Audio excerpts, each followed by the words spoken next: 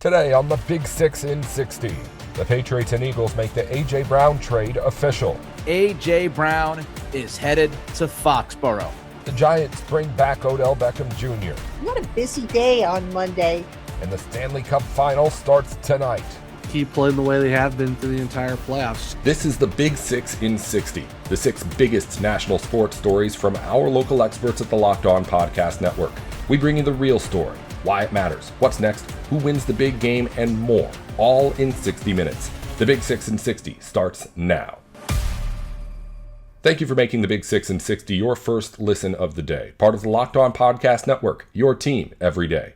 Today's episode is brought to you by FanDuel. Download the FanDuel app now by visiting FanDuel.com and win $300 in bonus bets if your first $5 bet wins. The Patriots made a major swing for A.J. Brown, landing a true number one receiver in a deal with Philadelphia. Nick Cattles with Locked On Patriots breaks down the move. It's official, folks. A.J. Brown is headed to Foxborough. We have been pining and at times downright whining about the need to have a bona fide alpha receiver on this football team. How many years have we spent over and over and over discussing and imagining having someone like A.J. Brown on this football team? Now it is a reality. After sitting around for months, after the nonstop conjecture late last week, it might not happen on June 1st. Things might stall out. Howie Roseman, he wants a first-round pick. Pats don't want to give up a first-round pick, yada, yada, yada, yada. Ladies and gentlemen, the Patriots have landed their bona fide alpha wide receiver. And A.J. Brown is going to have a huge impact on this football team. This addition, first and foremost, tells the room that Mike Vrabel, the front office, the Crafts, they're serious. I do not want to hear another single word about Robert Kraft not willing to spend picking up A.J. Brown. I don't want to hear it. Mike Vrabel, he's not content going to the Super Bowl last year. Elliott Wolf, he's not content going to the Super Bowl last year. The Patriots exceeded all expectations in 2025. They come back this offseason and they load up. They upgrade. They bring in A.J. Brown and company. And you know who cares? Milton Williams, who is posting on social media GIFs of Batman. Kevin Byard posting smiling with sunglasses emojis. I mean, this team understands. When you take a swing like this, when you bring in a talent like A.J. Brown, you are making a statement to every single player in that locker room. We are serious. We are legitimate. We're not happy just winning football games. We want to win championships. That is the statement made by this move. The vibes in the room have to be great. The vibes have to be spectacular. Dare I say that the vibes on Monday, June 1st, 5:03 Eastern Time, have to be immaculate. Everybody in that room knows what's going on. You now have somebody in the wide receiver room that you have to game plan for. Rodney Harrison told Mike Reese over the weekend, A.J. Brown, quote, he still has it. When A.J. is engaged and excited to play and feels like he's a big part of the game plan, there's not many better than him. So yes, I know my buddy Greg Bedard would disagree, but I would consider A.J. Brown a game plan guy. And I would also consider A.J. Brown someone who theoretically will force double coverage. You know, Greg Bedard wrote, BSJ, if you're expecting A.J. Brown to be Randy Moss and garner the attention of both the cornerback and the safety on half of the field, you're going to be disappointed. In the 4 games I watched, I did not see the safeties keeping an eye on Brown. Now, there's some conflicting info regarding A.J. Brown getting double-teamed on the internet, okay? It's the internet. There's some conflicting information as far as A.J. Brown getting double-teamed this past year, getting double-teamed in 2024. There's a TikTok out there saying that, A.J. Brown was double-teamed almost 50% of the time. Look, all I'll say is this. He is a legitimate, bona fide number one guy. He is an alpha receiver. And my counter to the idea that A.J. Brown was not dictating double coverage last year, number one, I would say his usage in this offense in Philly, which we will get to at some point during this week, the usage of A.J. Brown in that Eagles offense last year was laughable. It was brutal. It was predictable. And when you run a predictable offense, sometimes defenses are not going to overreact and double a guy because they're pretty confident what's going to be thrown at them. You also can look at, the fact you have Jalen Hurts, who is really a first read type receiver.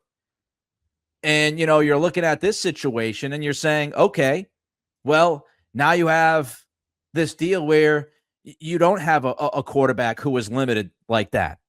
You just don't. You don't have that type of quarterback who, is limited like Jalen Hurts is. Again, this is all stuff that we will cover in depth during this week. But when you're looking at, A.J. Brown's usage and the attention he didn't get, we have to always consider the context of the Philadelphia Eagles offense and how highly predictable it was and how it wasn't good at all. They went out and they fired. Their offensive coordinator, Kevin Patullo, for a reason. And I do think at times A.J. Brown is going to garner all sorts of attention. I do think with Josh McDaniels being able to, situate these wide receivers in different ways, I think that's going to cause headaches for defense. I do think that A.J. Brown is going to draw the number one corner almost every single week. I think A.J. Brown is a good enough wide receiver to force the opposition's hand to say, we're going to put that number one outside cornerback. If we have one of those guys, we're going to put that dude on A.J. Brown. I still think you look at A.J. Brown, you look at Drake May, you look at this Patriots offense, and priority number one when you're defending this team in the pass is you have to limit A.J. Brown. I still feel that is the case. I don't care nearly as much about what happened in Philly last year as some others do. A.J. Brown is a big play, contested catch threat who can get downfield. He's not the speedster, okay? He's not as good as he once was getting down the field, but he is still very capable of getting down the field and making plays. Field Yates of ESPN posted, A.J. Brown scored 18 touchdowns in receptions of 20-plus air yards during his 4 seasons with the Eagles. That is the most in the NFL. If you're wondering, Drake May led the NFL in air yards per attempt and yards per attempt last year. Seems like a good fit, doesn't it? Greg Cosell, who I respect and appreciate. Greg Cosell, talking about A.J. Brown recently, says, A.J. Brown works between the numbers. He's impactful between the numbers. He is dangerous between the numbers because he has the size that he has, 6'2", 225. He's got fantastic hands. He is willing and able to play through contact. He's not afraid of going through the middle.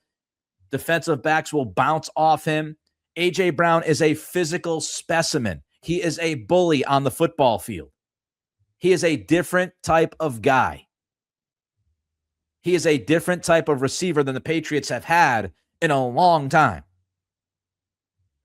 We're talking about the physicality. We're talking about the tone, what he brings to the football field to go along with the size and the hands and the ability to play through that contact. We talk about yards after the catch. A.J. Brown historically has been one of the better receivers when it comes to yards after the catch during his NFL career. And that's something the Patriots haven't always had. He is a guy who can take a slant route 20, 30, 40 yards. Back shoulder throws. You want to talk about Drake May trusting A.J. Brown and throwing those back shoulder throws? A.J. Brown is fantastic when it comes to back shoulder throws. He's fantastic boxing out the corners that he's playing against to go along with those hands. He's versatile. He can play outside. He's going to play a lot at the boundary. You've been watching me and listening to me for a while, hopefully, and many of you know, I've been screaming from the mountaintops about having a boundary X receiver. This is a guy who is a boundary X receiver. He is Kayshon Boutte on steroids. Plus. So he's going to play on the outside, but he also can play the big slot. So that's going to open up a lot of different things that you can do offensively. He is a good blocking wide receiver. He's not spectacular at blocking, but he is good enough. He's more than good enough. So he can play outside, he can play inside. He is a go-to guy for Drake May when Drake May needs to find somebody, when Drake May needs to trust someone. And yes, I know everybody watched the last playoff game, and A.J. Brown was not good in that Philly playoff game. He dropped multiple passes. He and Nick Sirianni got into it on the sideline. I think you're going to have a much more focused, a much more motivated, and a much happier A.J. Brown in 2026. And he's going to be somebody that Drake May can trust. Big third down, you need it, A.J. Brown. Big fourth down, you need it, A.J. Brown. Red zone, you need it, A.J. Brown. This is somebody who has won a title. Somebody who knows what a team needs to do to win a title. He's got that championship experience. He's gone on a number of deep playoff runs. He's worked with Mike Vrabel. He understands what your head coach wants and needs. And he can deliver that message to the rest of the locker room just in case there's any confusion. He's a straight-up dog. Greg Cosell, again, he called A.J. Brown at his best. He is a top 5 receiver in the league. That was on the, I believe, Ross Tucker podcast. ESPN's receiver score metric, Bill Barnwell wrote about this. The ESPN receiver score metric ratings updated weekly using player tracking data from NFL Next Gen Stats to evaluate every route a pass catcher runs and scores his performance in 3 phases of the game from 0 to 99. The 3 phases: does the guy get open? Does he catch the football? Does he provide yards after the catch? Bill Barnwell, do you want to know where A.J. Brown has ranked in the ESPN wide receiver score metric throughout his NFL career? As long as that metric has existed, A.J. Brown, in each year he's been in the league, in the ESPN wide receiver scoring metric, finished 2nd, 5th, 7th, 1st, 2nd, 1st. And last year, by the way, he was 6th. So to talk about the decline, A.J. Brown still finished as the 6th best receiver in the game last year, according to ESPN's receiver score metric. He's never finished worse than 7th in that category. Pro Football Focus had A.J. Brown with an 83 overall grade last year, 13th among 81 qualified wide receivers. His receiving grade of 85.9 ranked 11th among 81 qualified wide receivers. Greg Cosell says at his best, he's a top 5 guy. ESPN's wide receiver score metric says he was 6th last year in the NFL. Pro Football Focus has him ranked receiving grade-wise just outside the top 10 at number 11 among 81 qualified receivers. Right now, you cannot say that A.J. Brown is any worse than a top 15 receiver in football. And you can make the argument, using some of the information I just gave you, that he is a top 10 receiver still to this day in the NFL.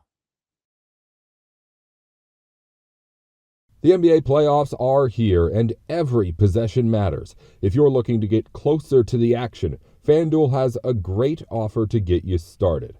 Right now, new customers can bet $5 and get $150 in bonus bets if your first bet wins. That's right, turn $5 into $150 in bonus bets just for getting started. I like using FanDuel during the playoffs because everything I need is right there in one place. You can check stats, trends, and matchups before making your picks, which makes the whole experience feel a lot more informed. Whether you're looking at player props or just following your favorite stars, it adds another level of excitement to every game. It's a really easy app to navigate, and it makes playoff basketball even more engaging from start to finish. Right now, the Knicks are at plus 210 to win the NBA title. That's more than doubling your money if they pull it off. Head to FanDuel.com to get started. FanDuel, play your game. Welcome back to the Big Six in 60. The Giants are stacking veteran receiver depth by bringing back Odell Beckham Jr. and adding Juju Smith-Schuster. Patricia Traina with Locked On Giants talks it through. What a busy day on Monday for Big Blue. They had a very early morning workout for receivers. There were 4 of them actually that came in, and the Giants ended up signing 3 of them. So we're going to talk about those 3 on today's program. The 3, of course, being Braxton Berrios, Juju Smith-Schuster, and some guy by the name of Odell Beckham Jr. That's right, folks. Odell is back. So let's kick things off with Odell.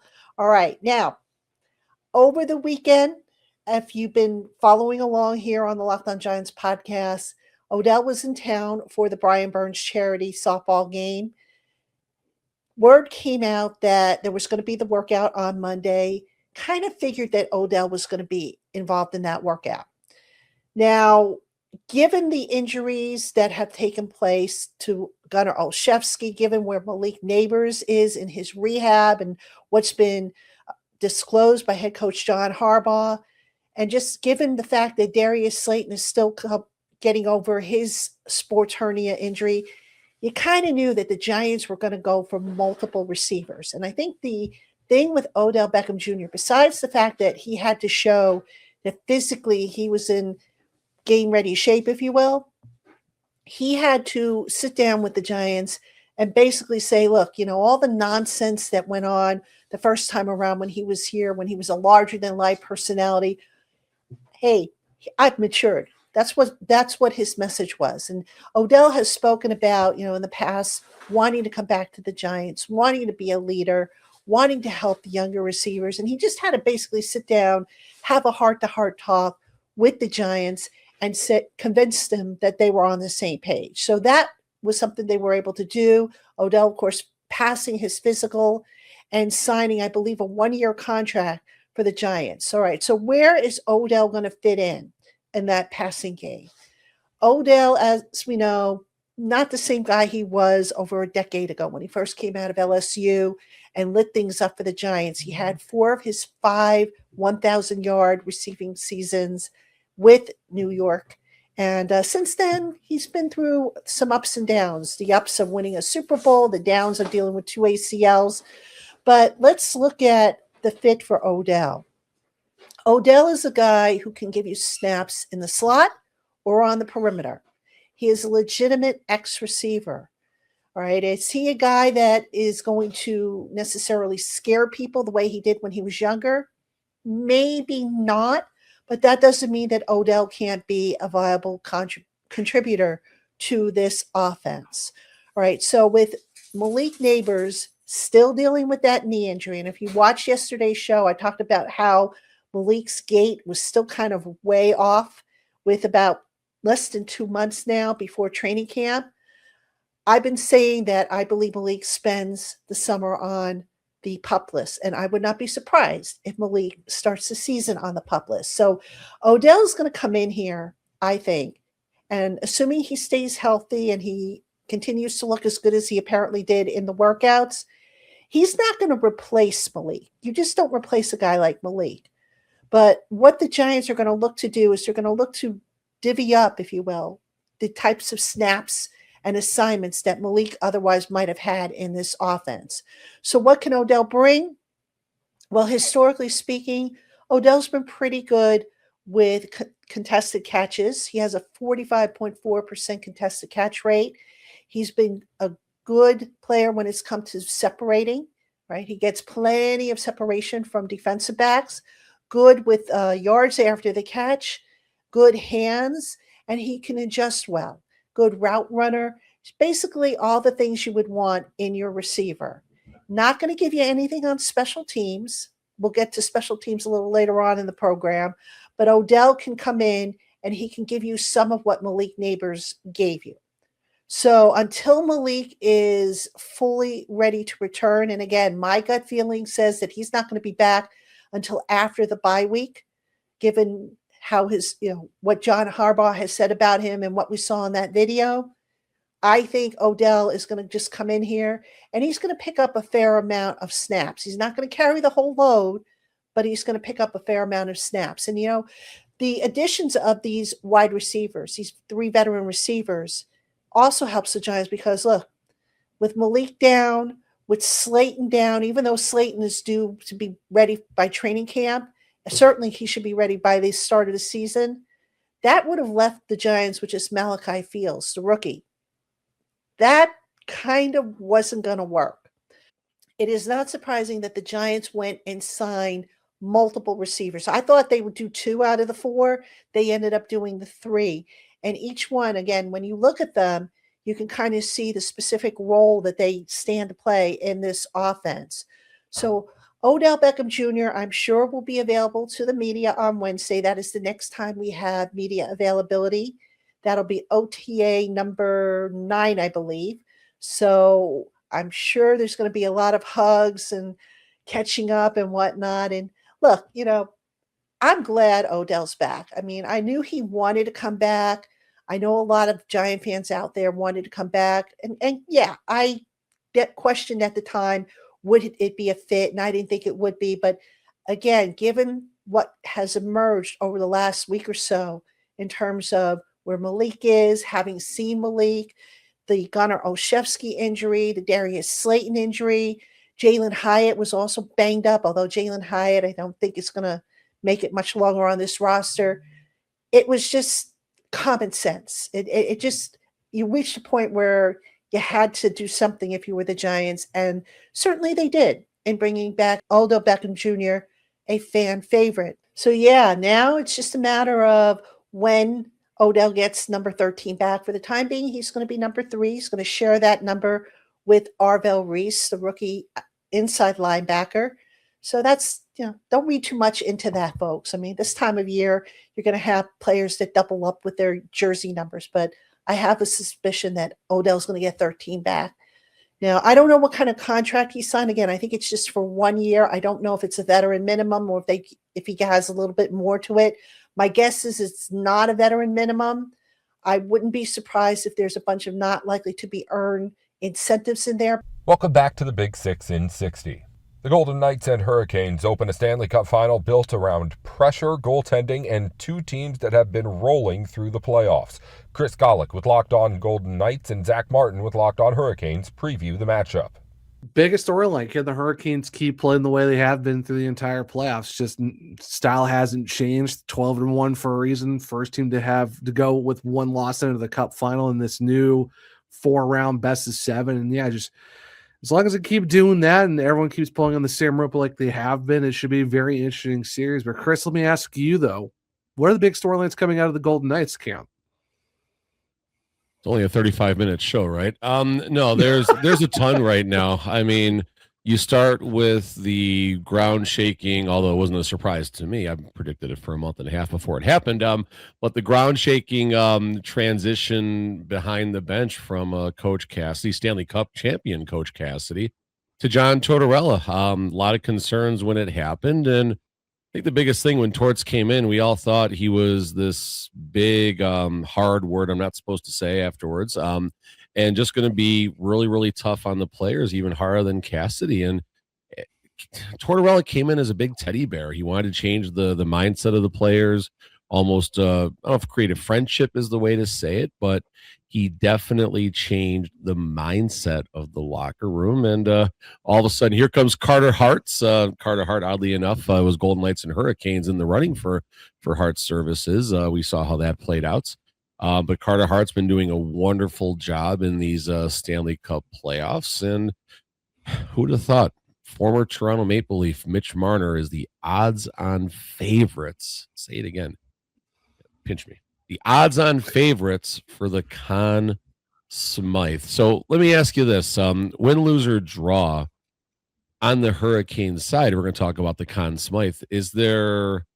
Who would your front runner or front runners be? Freddie Anderson and Taylor Hall. I mean, it's just, I love the Taylor Hall story. I love the Taylor Hall story, by the way. Keep going. I'm sorry. Oh, yeah. All good. Yeah, no, it's great. I mean, for the fact that you're talking about a guy who was a former MVP, first overall pick, that crazy trip from Edmonton, New Jersey, and then it's Boston and then Buffalo, or it's Buffalo and then Boston and then just Chicago and all that. And, he's like a secondary thing to a 3-team trade that saw Mika Rantanen go to the Hurricanes, and he ends up being the guy that sticks around, gets a 3-year contract extension, and then you bring a Logan Staycoven after that. But just the fact that you look at his first full season in Carolina after getting the extension, and now you're talking 16 points in the playoffs, plus 11 overall. I mean, that whole second line of him, Jackson Blake and Logan Staycoven, can make cases too. But I think if you're talking two guys who had to put, who I would pick as the front runners. Anderson by a wide margin just because of the numbers he has. Just with a 1.41 goals against, a 931 save percentage. I mean his 12 wins, or he's given up 2 goals or fewer in every win that he's had. I mean, he was like one shutout. He was like 1 goal away from back-to-back shutouts to close out the conference final. But if you're looking at Taylor Hall, I mean, he's playing like MVP like level. So he's just been absolutely unreal right now. So yeah, I would say those two, Anderson and Hall, would be my 2 guys to look for the consummate for the Hurricanes. But there's a lot of guys you can talk about that have legitimate cases too. Wasn't it met with some criticism when Brindamore went with Freddie Anderson over? Forgive me, is it Bussy or Bussy? How do you say his last name? Forgive me for not. It's Brandon Bussy. Okay, thank you. But wasn't there was some questions coming into game 1, round 1, who the starter should be? I know, I believe one of our locals here, Jesse Granger, with the Athletic, very pays close attention to the goalies here, and pretty sure he was quite surprised in many that it was Freddie Anderson over Bussy. Yeah, it was a little bit surprising for the fact that look at this was Anderson's worst regular season for his entire career essentially, and went like 2 months without a win.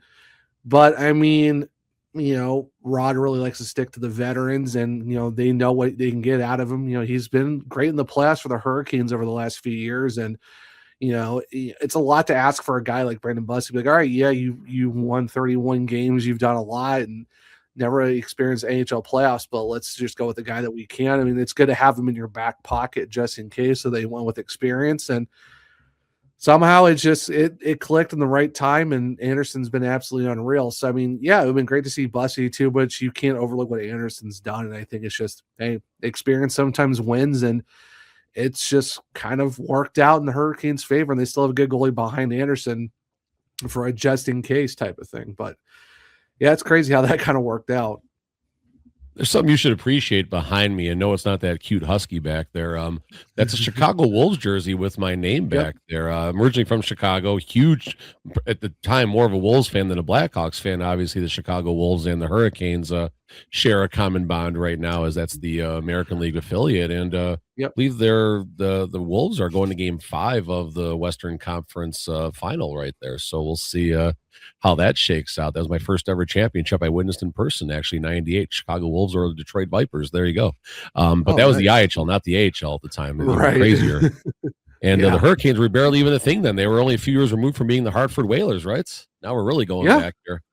All right, so some storylines for me, and this is another commonality that both teams share. So Mika Rantanen, weird scenario, doesn't really jive well in Carolina. If you want to spend time talking on that, go ahead, but things don't really work out there. Rantanen, I believe, winds up in Carolina because Mitch Marner did not want to go to Carolina. And it wasn't a personal vendetta in Carolina. It was a family, wife, I believe, was pregnant, didn't want to pick up and leave the family and all that. So complete respect for Mitch on making that decision. But it's odd how, I mean, if I would have told you, say a year ago that the Hurricanes were going to whiff on Rantanen, because that's kind of what it was, and Mitch Marner wasn't going to take a trade to go there, and all of a sudden your team's still in the Stanley Cup final. How does that feel? No, I mean, it feels good. I mean, nothing against Mitch Marner. I mean, he has that right to say no. And like you said, he was, his wife was pregnant, and, in the middle of a season where, they thought the Leafs were going to go do something, and it's, nothing against them for that. It is what it is. And with Rantanen, it's like, the Hurricanes at least took a swing.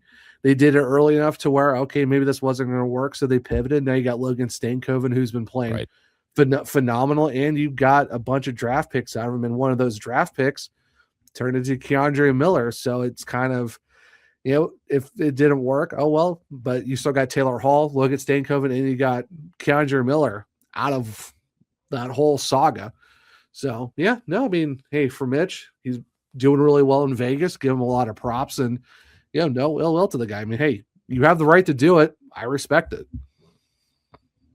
Talk about the coaches a little bit here. We talked about what Tortorella has been doing for Vegas, and it's him in the media. That's been something, or his lack of media. The Golden Knights are now without a second round draft pick in 2026. As of now, the NHL is holding steady. I thought they were going to soften up when when Kelly McCrimmon, and I don't know if McPhee went there or not, but when McCrimmon took the trip to New York last week or the week before, whenever that was. Yeah.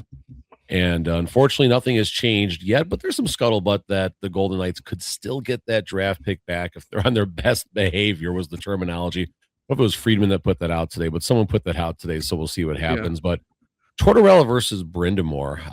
Brind'Amour, credit finally getting over that Eastern Conference hump. That was something I didn't think was going to happen. I just felt that was some strange block going on. But Brind'Amour has a ton of experience as far as recent playoff, I don't know if you want to say success or failures. I guess you can say a little bit of both. But how do you feel now that he has finally gotten this team over, what were they, like 15 or like 1-15 or something like that? There was a terrible stretch for a long time leading up to this Eastern Conference final. But does Brind'Amour have the confidence now? And I know it's an easy yes, but convince me why Brind'Amour is ready for this challenge. I mean, and it was 1-17, and I hate to correct you on it, but sorry. It is what it is. But I think the confidence has always been there. I mean, if you listen to Raw Talk, it's like he knows these guys every year. They could have had a chance to go there, and this is the first time that it finally just worked out to where the roster is fully healthy. Everyone's clicking all at the right time, even with the power play. And it's a little bit of they have 7 power play goals. It's not the greatest, but I mean, even then, the rest of the game is working well for them. I think it's worked out. And Brind'Amour, it doesn't lack in confidence at all. Like this, he's just the same every day. I mean, you're talking about a guy too he was a captain when the Hurricanes won it back in 2006. And out of the Hurricanes' 100 career playoff wins, he's been part of 98 of them as a player and as a coach. So at this point, you're just almost expecting Rod Brind'Amour and those guys to kind of get it done. And now it finally, it worked in their favor that they have a complete roster that got it done. And this is where they're at. Like I said, confidence is no short with Rod Brind'Amour. That is I would say probably the hardest working coaching staff in the league. And the fact that him and Tim Gleason can pretty much suit up and still play is still crazy to me. But no, I think they're more than ready to get it done, because he said it before. He wants his guys to win the cup, because they were doing the 20th anniversary celebration with the 06 team that was in town. Yep. He said, my boys are up there, and I want the same thing for you guys. I want you guys to have those memories that I have with them. So yeah, Rod is more than ready to, kind of get these guys ready and have them execute when it's time to go, and hopefully bring a second cup to Raleigh. Welcome back to the Big Six in 60. The Knicks' path to winning the final starts on defense, especially with Victor Wembanyama waiting on the other side. Gavin Shaw with Locked On Knicks breaks down the matchup. I think some people have remained extremely attached to that very primitive kind of fandom that you had since you were a kid. I am still a huge Knicks fan in my own way, but that part of it, like the super emotional anxiety before a game, like that is, I have relieved that from my psyche, which I think is a good thing considering my life and everything I have to do. I can't handle that. So for me, it's pretty much analyze it, and then when the game hits, then it gets emotional for that 2-hour stretch, and then I'm able to kind of remove it after that. So I don't know. That's how I handle everything. I'm pretty good about that too. I think leading into series is the one time I had that, though I don't know if that's a recency thing where just only good things have happened once the Knicks are actually playing games. So I've learned not to get stressed between games anymore. And I think that's a natural lead into my first question for you, which is extremely broad and could be a 25-minute episode. And really the answer is just going to be this entire podcast. But I'm just curious your big picture thoughts on it. The Knicks have reached this sort of basketball nirvana the last 11 games. We've all seen the stat, like greatest margin of victory over any 11-game stretch in NBA history. And the question I've been asking XJ when we do the post-game recaps, like over and over and over again, because I'm like DJ, unlike you, maybe paranoid, anxious person. I say, is this real? And I ask some iteration of that every single time. And after like the Caps series, like, all right, like it is real to some extent, very obviously, very clearly, undeniably, undebatably. And then my second question is like, can teams throw a wrench in the gears? And Cleveland did that for about 3.5 quarters of game one, a half of game two, and that was pretty much it. The Hawks had their spurt where they did that, and both times the Knicks pivoted, and then they just went into that, not 10th gear, like 100th gear again. Do the Spurs have a lot of mechanisms to throw a significant wrench in that and either revert the Knicks back to how they played for a lot of the last 2 years, or a lesser version of what they've become now?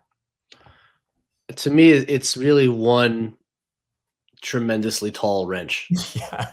I don't, the Spurs have a really good roster, a lot of really good players. There's nothing about their makeup or how they play that makes me think that they can really disrupt the way the Knicks are playing, except for their main ingredient. But that main ingredient is like a one of one. There's nobody like him, and he might be a wrench. I think it even Cleveland, Gavin, at times, if they could just stay out of transition defense, which they couldn't, and were actually in a half-court setting with their bigs and Josh Hart on the floor, I even thought there were times in Game 4 early where it was a little hard for the Knicks to kind of solve the center on Hart equation that every capable team has been asking for 2 years now. But they just couldn't. They were shooting themselves in the foot so often on offense, and the Knicks were able to just get out in transition so often that it didn't matter. And so for the Spurs, I think the wrench exists. And that's really Wemby on defense, and what he can do as a roamer off of Hart and clogging everything else the way he did off of Shai Gilgeous-Alexander and disrupted that whole offense. That is a wrench, but to really have that wrench take hold, the Spurs have to play a good level of offense. And I am not confident that they are going to do that. I think the Knicks have a lot of answers. And I don't know if the Spurs have the kind of collective ball handling to really exploit the Knicks' defensive weaknesses to the extent there are any. So it's kind of like a multifaceted answer, maybe to a multifaceted question. Like it's possible there will be times over the course of the series where you're going to feel Wemby clogging, wrenching things up, as it were. But it has to coincide with good Spurs offense to really hurt the Knicks and really get them out of that flow state as you describe it. So that's what's going to be really interesting to watch. I listened to the incredible podcast you do with DJ previewing the series, which everyone should go check out over at Knicks Film School when they get a chance. And you were taking the words out of my mouth, and I hope that makes for a good podcast here. But when you were talking about if you would rather played Oklahoma City or San Antonio, and you made very similar case to what I made for wanting San Antonio, which Oklahoma City had these obvious triggers to hunt Brunson on one end and mitigate him on the other, that I don't really think the Spurs have. But the trigger they do have with Wemby is like, how is it going to affect the other four guys on the court? And I'm so fascinated, and maybe we can circle back on this, but like what this series looks like offensively for Cat, for OG, for Mikal, like, because Brunson, I think it's clear how he will get into his offense, and there will be pivots and there will be counters, but we know the general layout. Inherently with the defense they're playing, they're rolling out the red carpet for Josh, but how does it look for those other three? And can they, like, we've seen Cat obviously in a different way than he has at other times in his career, but just be like utterly dominant in like a Jokic light fashion offensively. Then even against the Cavs, when that was taken away, like still found pivots, and in that game for in particular to be efficient, and it wasn't an optimal environment for him. But I forgot exactly how you guys phrased it on the show, like almost like being like the most talented buzzard of all time, like pick his spots and dominate in those spots. And OG's obviously been incredible. Mikal's been incredible. And to me, like I focus on those three guys when I think about the state that the Knicks have reached, and if they can replicate that, if Wemby is parked at the rim. And so much of it, to me, at least when the Knicks starting lineup out there is about commitment for San Antonio. I watched back most of that March 1st game today, and just tracking it, like so often when the Knicks had success, it was when Wemby would take the bait and come away from the rim for whatever reason, and the Knicks would get an offensive rebound, or the Knicks would be able to run action into a second side and like beat him back to the rim, or get into something to generate a three. And we saw Cleveland like very quickly, or relatively quickly, right, give up on that ghost coverage, right? Josh got hot in game 2. And then they were like, all right, this isn't sustainable. It's not working. We can't do this. Like, what do you think that balance is, and what level of patience San Antonio will have if Josh Hart has a quarter where he rips 3 threes or is even 5 of 7 for a game? Will they be as quick as Kenny Analytics Atkinson to give that up? Or do you think they built a season-long philosophy around keeping Wemby at the rim, and that is what they're going to do no matter what? Yeah, I think if Josh Hart didn't exist and they were playing Landry Shamet as a starting shooting guard, I think Wemby would probably be sitting in the paint on OG Anunoby or insert the Nick. I just think philosophically they're based on, if Wemby's at the rim, we basically take away floaters and layups, and the teams are going to have to beat us with other stuff. And so, part of that equation though isn't just like where he is before the ball gets to the player that he's guarding, but like what he does when that player gets the ball. And that might change, right? So if Josh Hart starts off 3 for 3 in the first quarter and Wemby's literally standing there, you might draw a closeout. And if you do draw a closeout, then you're driving the closeout, or then offensive rebounding opportunities open up. And you watch that March 1st game, I think 4 offensive rebounds came off of Wemby contesting a hard 3, and now Cat's underneath with no Wemby and a small surrounding cast, and Cat just bludgeoned people for offensive boards. So it's not just like, where's Wemby when his man doesn't have the ball, but what does Wemby do when his man inevitably gets the ball on these possessions? That's worth tracking. And I don't think, it's Josh Hart is not a 25% 3-point shooter. That's the funny part. It's like, you can leave him open as much as you want. He shot 39% this year. He's like, whatever he is, 35, 36 for his career. Yeah. He's gonna hurt you. Yeah. That's right. He's gonna hurt you. So you have to just be willing to accept it to some extent. But I don't think any team is gonna stand there and watch him shoot open threes because the PPP is too high. Like you can't survive as a defense that way. So he's gonna react at some point. But look, always the big variable is like, how does Josh Hart shoot it and how often does he shoot it? And that's going to be like a fundamental question when the series begins on the first possession. Welcome back to the Big Six in 60. The Spurs are back in the finals with Victor Wembanyama leading a young group into a matchup with New York. Matthew Tynan with Locked On Spurs previews the series. You all loved Tim Duncan. You all loved David Robinson, Manu Ginobili, Tony Parker. And there was also a time you loved Kawhi Leonard, by the way. But the rest of the country found them boring. Boring in their brilliance. But there is not even the slightest whiff of indifference from sports fans around the world this time around. New York City is on fire. A rabid fan base acting even crazier than it normally does, starving for its first championship in more than 50 years. On the other side, a team that's got 5 titles in the last 27 years. And it all started against you, New York Knickerbockers. And they're going for a 6th. That title that the Knicks are chasing, that New York is starving for, there is an alien that's been sent to steal their joy, instilling fear that this could be the best chance. It could be their best chance to raise that Larry O'Brien trophy before all humankind is overtaken. They're begging for it. Victor's here to tell you he's not interested in what it is you might be begging for. This is going to be a great series of matchups. I'm really excited to dive into this stuff, not only before the series starts, but as it moves along. Watching the adjustments, watching for the stuff that we think is going to happen, and measuring what actually happens as counters or in the face of those things. I can't wait to watch Victor Wembanyama versus that front court. OG Anunoby in particular, because there really hasn't been, and the data even shows this from a points per possession basis, there hasn't been a primary defender, a singular defender, who's defended Victor Wembanyama more effectively throughout Victor's young career. Though, while this may be true, I'd also like to present to you Victor Wembanyama has hardly struggled against the Knicks this year. Maybe it seemed like it, because the Spurs have, in general, but Victor really hasn't. In the 2 regular season games, he averaged 28 points on 62% shooting against these dudes and added 13 boards per game in those 2 contests. Now, the NBA Cup final, which, remember, he came off the bench for, coming back from that calf strain. I believe it was only his 2nd game back from that calf strain, came off the bench.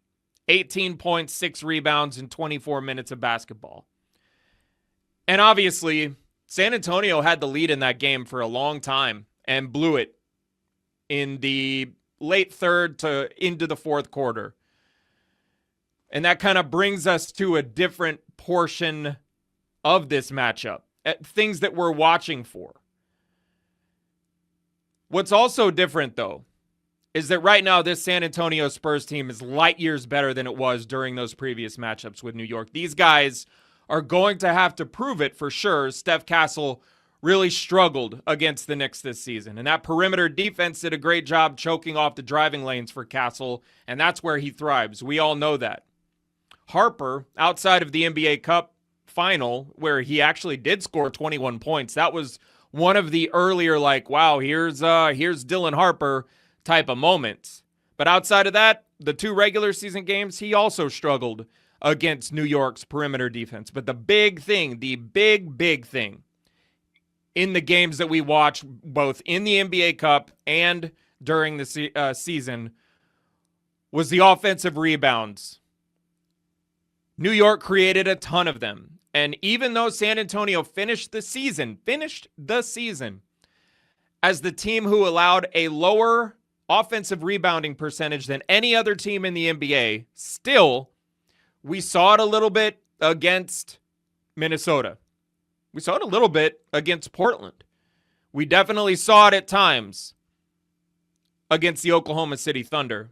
But the rebounding is going to be so vital, so critical, and it cannot only be Victor Wembanyama, because he's going to have his hands full, whether it's Karl Anthony Towns, Mitchell Robinson, even with a broken pinky, and have heard nothing to suggest that he's not going to be playing in this series. So I fully expect Mitch Robinson to play in this series.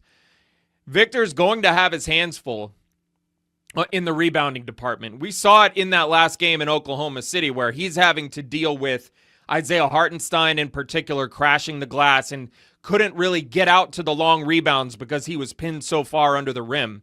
We're going to see him putting bodies on people, and that means, as we talked about yesterday, by the way, guys like Julian Champagnie, Devin Vassell, Steph Castle, Dylan Harper, all these players crashing down and grabbing rebounds. Julian Champagnie, 0 rebounds in the first half the other night when San Antonio was in trouble on the boards. 6 rebounds in the second half when the Spurs completely flipped the script on the glass on the Thunder. You're going to have to see that all series from San Antonio because there will be shots missed by the Knicks. And that's the next part I want to get to. This is going to be a much different series for Jalen Brunson. Gone is James Harden. Gone is Donovan Mitchell, Dean Wade, Max Strus. Those guys are out of the picture now. Now you get Steph Castle. You get Dylan Harper, Devin Vassell, Julian Champagnie. And for whatever it's worth, I think that what San Antonio just experienced in Shai Gilgeous-Alexander, granted, he and Jalen Brunson are different types of players, but they're also 2 guys who have the ball in their hands a lot. Jalen Brunson has played off the ball much more often this season, and I expect there to be plenty of times throughout the course of this series, especially depending on how San Antonio decides to guard Josh Hart, where you will see Brunson off the ball a lot more. However, when he does have the ball in his hands, I think that it is safe to at least to assume that you're going to see at least something similar to the way they defended Shai Gilgeous-Alexander. Meaning, really do your best to pressure him, bottle him up with Victor Wembanyama, guarding the paint as best you can, and have all the other dudes flying around rotating to shooters. It's going to be different. Whether it's Cat, Josh Hart, who some games can be really hot from 3, other games can miss everything. Mikal Bridges is playing great. OG Anunoby, we've already brought him up. He's somebody who's killed the Spurs this season. Killed them a couple of times. And it's not just that. The Knicks go deep. And they play deep. This isn't the Tom Thibodeau Knicks where, 5 guys play all 48 minutes. I'm exaggerating a little bit there, but not too much. This is a team that has a full rotation, a deep rotation. You'll see Jose Alvarado and Deuce McBride. Who knows what front court players you see? I have no idea if you're going to see Jeremy Sohan or not. But this is a team that's going to mix it up, that's going to bring in guys like Landry Shamet, who was great in the Eastern Conference Finals. They have depth. They have shooting. It's going to be a different animal because they're healthy and they're rested. But this Knicks team has not faced the kind of team they're about to in the NBA Finals. They have not faced a team like that at any point during their own postseason run. Buckle up. Someone tagged me in a video today, and it's great. This is why I say I love this time of year. Someone tagged me, pointing me to a video from someone at WFAN out of New York. I'm sorry, I don't know who the man is speaking in the video. But he went out and proclaimed that OG Anunoby is going to break Victor Wembanyama. He's going to break his will. He's going to break him physically. And I laughed because it's, first of all, elite rage bait. And he got at least one fan because that one fan tagged us here at Locked On Spurs. So I watched it. And I just sat back and thought to myself, man, I cannot wait. I cannot wait for everyone to experience what Victor Wembanyama has become on the biggest stage in all of basketball. Playing the highest level basketball that exists on the planet. Can't wait. Welcome back to the Big Six in 60. Kentucky landed Milan Momcilovic, adding a top transfer and one of college basketball's best shooters. Lance Dahl with Locked On Kentucky explains the fit. We had to listen for approximately 72 hours. We had to listen to every single person on Twitter who is not a credentialed media member whine and complain and do things that I can't say here on the show about Mark Pope, his ability to recruit, how this recruitment was going down. There was so much speculation, so much confusion. Louisville fans having absolutely no idea what they're talking about per usual. And everybody's in on the dogfight. And the calm behind the scenes from the national media, who had an idea of what was going on, knew that this recruitment, based on what they said on Thursday, was leaning Kentucky. And if things had changed, they would have said something. And so we get through the weekend. We get through this tumultuous time online on Twitter. Don't go on Twitter now, because let me tell you something. Louisville fans are in shambles right now over this. We had to get through a weekend of just turmoil and everybody doubting, everybody questioning, everybody panicking, when the entire time, literally go back all the way back to Matt Norlander's first comments on this. He's the only media member, legitimate media member, to go out and publicly predict and say Kentucky's going to get this kid. And if we podcast on Monday and they haven't gotten him, I'll be a little surprised, but it's going to happen by then. And here we are, Monday evening, Milan Momcilovic is a Wildcat. Finally, Mark Pope picks up a player worth his salt. And I don't want to disrespect the guys that have been added to the roster, because I'm going to talk very well about them here in a minute, because they work very well with Momcilovic. But I'm talking about a 5-star player. I'm talking about a game changer. I'm talking about a needle mover, somebody that actually shakes the earth and moves the SEC a little bit. We talked about it on yesterday's show. A lot of you guys called it sunshine pumping. A lot of you guys called it delusional. I think Kentucky, while they may not be a top 5 team right now, they have a ceiling that's a lot higher than some of the major programs you're going to be talking about come November. I think that they have a better roster than UConn. In terms of ceiling, I think Kentucky's got a higher ceiling. Against Michigan State, I think they've got a higher ceiling. Against a team like Arizona, who they beat out to get this kid, by the way, I think they've got a higher ceiling. This kid moves the needle so dramatically. You do not see players. You do not see additions that just casually move you from, according to Evan Mia, somewhere between 27th and 34th nationally, up dang near the top 10. Players, one single addition doesn't just do that. What is Kentucky getting in Milan Momcilovic? Well, we've talked about it over and over and over and over again. But for those of you that don't know, or for those of you that just want to relish in what we're getting here for just a moment, and you should. This is the first big recruiting win for Pope in a hot minute. 16.9 points per game led the Cyclones, the 2 seed that beat us badly in the NCAA tournament. 16.9 points per game. Shooting 51% from the floor, 3 boards, 1 assist, 1 steal per contest, while shooting 49% from 3 on 7.5 attempts per game. As CSXEK just said, he shoots 49% from 3. Holy cow. And some of you want to waddle into these comments and tell me and tell the other people that are excited about this that he's not a needle mover. He's not a game changer. The kid takes nearly 8 3-point attempts per game. It's a coin flip as to whether or not he makes them. It's a coin flip. Those players don't grow on trees. Reed Shepherd was an anomaly. The fact that we've got another one within the span of half a decade is a borderline miracle. This is a season-changing addition. And when you talk about this offense, again, we've talked about it ad nauseum already on the channel. But let's talk about it again. Kentucky, so far this offseason, has done a pretty good job of getting players that fill their roles. I think they've got a very versatile roster when you look at the wings. I think they've got great playmakers at guard, but what have they lacked? What have they not gone out and gotten? They've not gone out and gotten shooters. They were able to retain Cam Williams, which is great. That was awesome. Justin McBride, 40% 3-point shooter, but he's going to be playing at power forward, and he doesn't take nearly as many attempts as Momcilovic does. And now you have, literally, inarguably, it is objectively the best shooter in the transfer portal. It's not just the best shooter in the transfer portal, it's the best shooter in the whole freaking country. You have that now.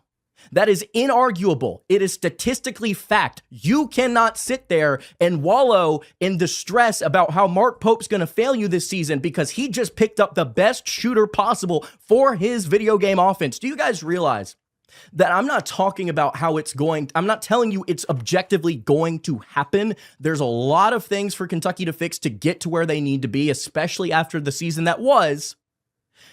But they solved on paper their problems. They brought in guard depth. They brought in playmakers, plural. They now have the best shooter in the country. They can play with the pace, the aggressiveness, and the perimeter-focused offense that they want to play with. I'm not sitting here telling you they're going to win every game by 90. Do you know how hard it is on paper to cover this starting 5? Do you know how hard it is to cover this starting 5? Especially, if just talk about the non-con slate for a second. It's going to be a breeze, minus the very, very, very good teams Kentucky's going to face. It's going to be very hard for a lot of teams to keep up with Kentucky, especially at home. Louisville, congratulations. You just missed out on the best shooter in the transfer portal. You're going to have a very difficult time covering him in Rupp Arena in December because look at this roster. I talked about it briefly on yesterday's show. We'll say it again. Let's say Zoom Diallo and Malachi Marino are working in the pick and roll. You've got a 6'4" guard that's built like a fridge, and you've got one of the best centers in the country already, one of the best centers in the SEC. They're running down pick and roll. They're attacking the rim. You have to tag. If you are coming over as help, you have to decide, are you going for Marino or are you going for Diallo? Because at that point, somebody's gotten past their man or they're even with them. Someone has to rotate over to protect the rim. Who do you leave? Let's say Momcilovic and Cam Williams are out there at the same time. Who do you leave? Do you leave Marino? who is going to improve efficiency-wise around the basket this season? Do you leave the 6-foot guard that's built like a fridge, who's getting downhill, who can also pass to literally anywhere on the floor? He's one of the best creators in all of college ball, 30% plus assist rate.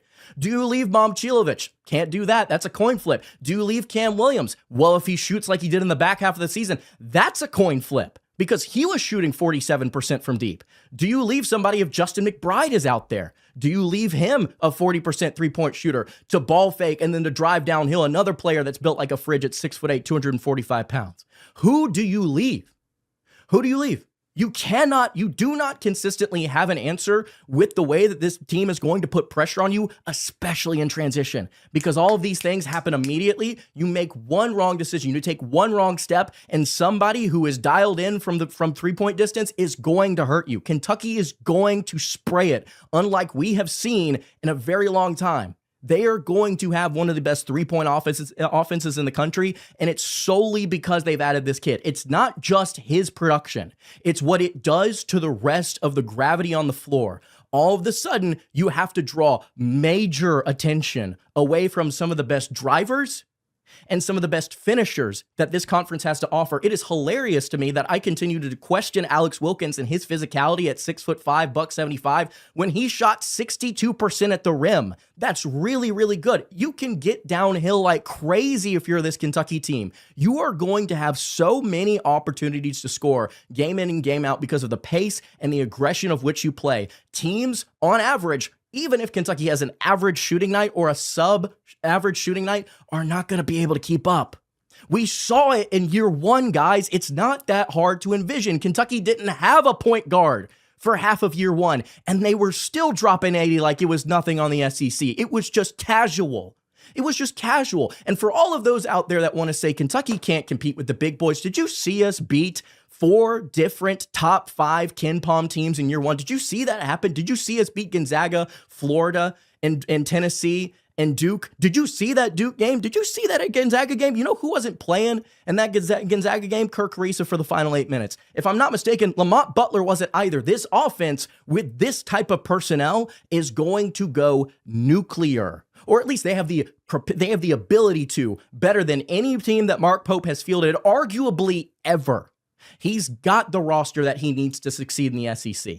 He's got the ability to take this team back to where they need to be. This is a top of the SEC legitimate contender in this conference. I do not want to hear any sort of pushback saying they finished 10th. No, they did not finish 10th. They were in there for a double bye until the final game of the season. And the way that the standings fell, they were tied for 5th, and they ended up being the 10 seed in the SEC tournament, but they were tied for 5th. I don't want to hear anything about the failures of last season anyway because of how injured that team was. This is a new year with a new roster with a whole lot of personnel that you should be excited about. I am sick and tired of this offseason being wallowing in pity. We just spent money on the best available player in the portal, the best shooter in the country. Let's get excited about it for a second, guys. This is awesome. That's all for today's Big 6 in 60. If you follow basketball, football, or college sports, the Big 3 in 30 has a half hour on the biggest news in the NFL, the NBA, and on campus, going up every weekday just like this one. Just search the Big 3 in 30 NBA, the Big 3 in 30 NFL, or the Big 3 in 30 college, wherever you're listening or watching now. Thanks again for tuning in to the Big 6 in 60.